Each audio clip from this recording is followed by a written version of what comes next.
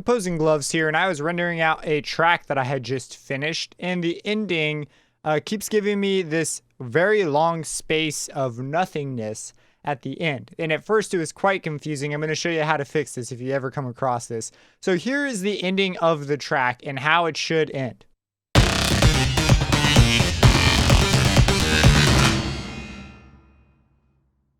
Fades out, and then it should end right there, right? That's what you'd want.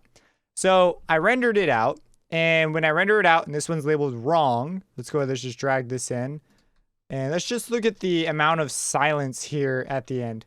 Look at how much silence that is. That's a lot of silence, like a really weird amount of silence.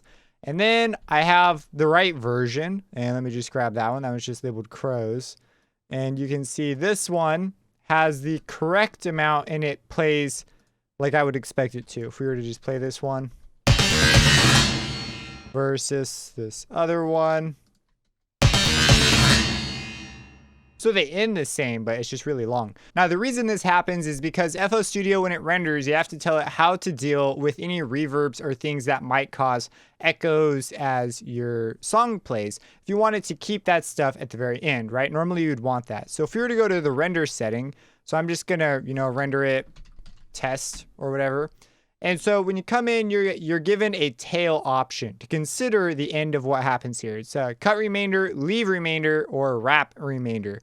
So in this case, in order to fix it, I would choose cut remainder because it ends right here just the way I want. I take reverbs and other things out with automation earlier, so they're not really taking effect right here.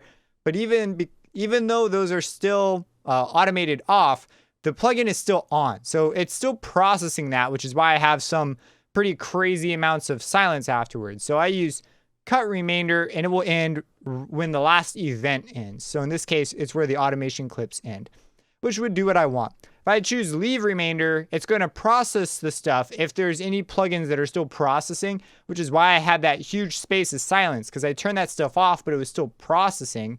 That's what the leave remainder is going to do. And then there's also this sort of oddball one that I've never used, but what it does is it takes whatever would be at the end and it puts it in the front. In the manual, if you want to go see, they've got a great visual on how that works. But essentially, all you need to do is change to cut remainder. And in general, I extend my events out. I always have a blank automation clip, pretty much, that goes out to where I want it to end anyways. And I usually take care of the master volume fade in cases with extremely long reverbs if I still have them going on manually anyways, because it's just I want to have total knowledge of what's going on event wise at the end of my track.